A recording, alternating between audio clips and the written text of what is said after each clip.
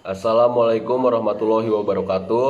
Perkenalkan, nama saya Bambang Triantoro, NPM 18144200003, kelas 5A1, Prodi Bimbingan dan Konseling, Fakultas Keguruan dan Ilmu Pendidikan, Universitas PGRI Yogyakarta. Jadi di sini saya akan mempresentasikan tentang asas dan prinsip dasar konseling lintas budaya. Nah, yang pertama ada asas-asas konseling lintas budaya. Layanan konseling lintas budaya merupakan layanan profesional, maka harus dilaksanakan dengan mengikuti kaidah-kaidah yang menjamin efisiensi dan efektivitas layanan. Kaidah tersebut didasarkan keilmuan layanan, kondisi masyarakat dengan beragam latar belakang budaya, dan tuntutan optimalisasi proses penyelenggaraan layanan. Kaidah tersebut disebut asas layanan. Bagian pertama ada asas kerahasiaan. Konselor harus menjamin kerahasiaan semua data yang disampaikan klien. Asas ini merupakan asas kunci dalam layanan konseling lintas budaya. Yang kedua, asas kesukarelaan. Proses konseling harus berlangsung atas dasar sukarela baik dari konselor maupun klien. Klien dengan sukarela menyampaikan masalah tanpa terpaksa yang diperlukan konselor, dan konselor memberikan bantuan dengan sukarela. Yang ketiga, asas keterbukaan. Dalam konseling diperlukan suasana saling terbuka, baik konselor maupun klien.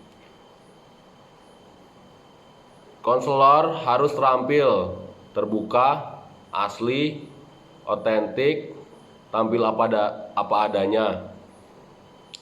Klien harus mau membuka diri menyampaikan masalah secara terbuka, jujur tentang keadaan dirinya. Yang keempat, asas kegiatan. Layanan konseling harus dilakukan dengan usaha dari klien maupun konselor.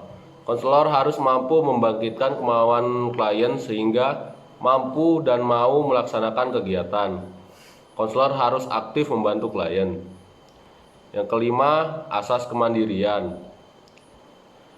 Diharapkan dengan layanan konseling, klien dapat mandiri tanpa harus selalu bergantung pihak lain. Maka klien diarahkan dan diberi kesempatan untuk mampu memutuskan dan membuat keputusan sendiri. Yang keenam, asas kekinian. Konselor tidak boleh menunda-nunda bantuan. Bantuan yang diberikan hendaknya sesuai dengan perkembangan zaman, bukan kecenderungan lama atau impian masa depan. Yang ketujuh, asas keterpaduan. Layanan konseling hendaknya menjunjung tinggi harmonis dan terpadu. Maka diperlukan kerjasama yang harmonis dari berbagai pihak yang terlibat. Isi dan proses layanan harus terpadu, tidak saling tumpang tindih. Yang kedelapan, asas kedinamisan. Yang kedelapan, asas kedinamisan. Layanan konseling menghendaki terjadinya perubahan pada klien, yaitu perubahan tingkah laku ke arah yang lebih baik, maju dan terus berkembang. Yang kesembilan, asas kenormatifan. Layanan konseling didasarkan pada norma-norma yang berlaku, baik norma adat istiadat, norma sosial, norma agama, dan sebagainya. Asas ini diterapkan terhadap tujuan, isi, alat maupun proses konseling harus dapat dipertanggungjawabkan secara normatif. Yang ke-10, asas keahlian. Layanan konseling lintas budaya harus dilakukan dengan asas keahlian, sehingga layanan dilakukan secara teratur, sistematik, prosedur, dan teknik yang memadai. Oleh karena itu, konselor harus mempunyai pendidikan atau latihan pengalaman yang memadai. Yang ke-11, asas alih tangan. Dalam layanan konseling lintas budaya, pihak-pihak yang tidak mampu menyelenggarakan layanan secara tepat karena keterbatasan kewenangan dan kompetensi, supaya melakukan alih tangan kepada pihak yang lain yang lebih berkompeten. Selanjutnya, prinsip-prinsip konseling lintas budaya. Dalam konseling lintas budaya, prinsip-prinsip yang digunakan bersumber dari kajian filosofi teoritis, hasil penelitian dan kajian pengalaman dalam praktek bimbingan dan konseling yang berwawasan budaya. Prinsip-prinsip konseling lintas budaya banyak yang bersifat hipotesis, berupa pemikiran dan masih terus berkembang. Dragum 1996 mencatat sejumlah kesepakatan dari para praktis, peneliti, dan ahli-ahli teori tentang prinsip-prinsip konseling lintas budaya, yaitu yang pertama, teknik atau aktivitas para konselor semakin berubah, yaitu menyesuaikan atau menerapkan dalam lingkungan budaya yang berbeda. Hal ini akan berarti konseling secara otomatis mengikuti budaya klien apa adanya. Yang kedua, permasalahan dalam proses konseling akan cenderung meningkat jika antara klien dan konselor terdapat perbedaan kebudayaan yang semakin melebar. Yang ketiga, permasalahan atau problem. Pola-pola perilaku bermasalah akan berbeda-beda dalam berbagai budaya. Yang keempat, norma harapan. Perilaku stres juga memiliki keragaman antara kebudayaan klien dari berbagai budaya memiliki cara yang berbeda dalam penyesuaian diri. Yang kelima, konsep konseling dan pola-pola membantu berkaitan dengan suatu kebudayaan. Praitno dan Erma Amti 1994 mencatat beberapa hipotesis yang berkaitan dengan konseling antar budaya yang dikemukakan oleh Pedersen dan kawan-kawan, yaitu yang pertama, makin besar kesamaan harapan tentang tujuan konseling antar budaya yang ada pada konselor dan klien, maka dimungkinkan konseling itu akan berhasil. Yang kedua, makin besar kesamaan pemahaman tentang ketergantungan komunikasi terbuka dan berbagai aspek hubungan konseling lainnya pada diri klien dan konselornya, makin besar kemungkinan konseling ini itu akan berhasil.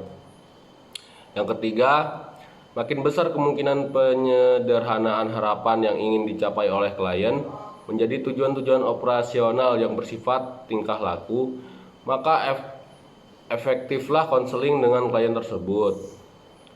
Yang selanjutnya, semakin bersifat personal dan penuh suasana emosional dalam konseling antar budaya, maka mungkinlah klien menanggapi pembicaraan dalam konseling dengan bahasa ibunya.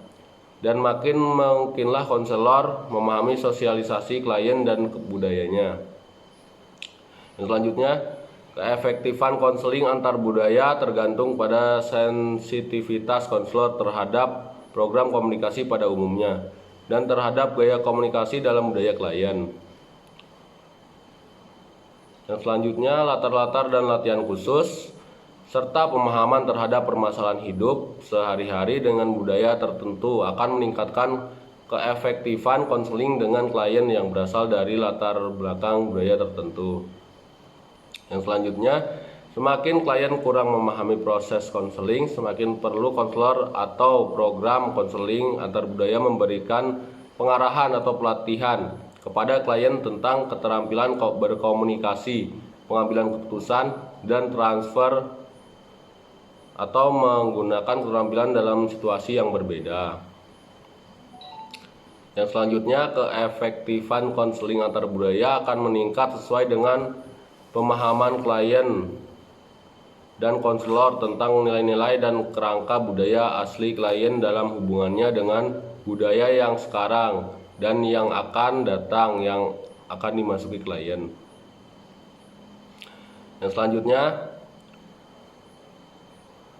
konseling antar budaya akan meningkatkan keefektifannya dengan adanya pengetahuan yang dimanfaatkannya sebelum kelompok antar budaya yang berpandangan amat menentukan terhadap klien. Selanjutnya, keefektifan konseling antar budaya akan bertambah dengan meningkatnya kesadaran konselor tentang proses adaptasi dengan pemahaman tentang berbagai keterampilan yang diperlukan bagi klien untuk memasuki budaya yang baru. Yang selanjutnya, meskipun konseling antar budaya memerlukan pertimbangan tentang kehidupan sekarang dan kemungkinan tugas atau kegiatan yang akan datang, fokus yang paling utama adalah dalam hal yang amat dipentingkan klien. Dan selanjutnya, meskipun terdapat perbedaan besar tentang berbagai aspek budaya yang berlainan, bahasa dan teori-teori konseling, elemen pokok konseling antar budaya tidak jauh beda dengan konseling pada umumnya. Dan yang selanjutnya, model konseling yang khusus dirancang untuk pola kebudayaan tertentu akan efektif terhadap klien yang berasal dari kebudayaan tersebut daripada budaya lain. Dan yang terakhir, konseling antar budaya akan efektif apabila konselor memperhatikan klien sebagai individu yang spesial atau khusus. Cukup sekian dari saya. Mohon maaf bila banyak kesalahan dalam menyampaikan presentasi saya. Wabillahi taufiq wal hidayah. Wassalamualaikum warahmatullahi wabarakatuh.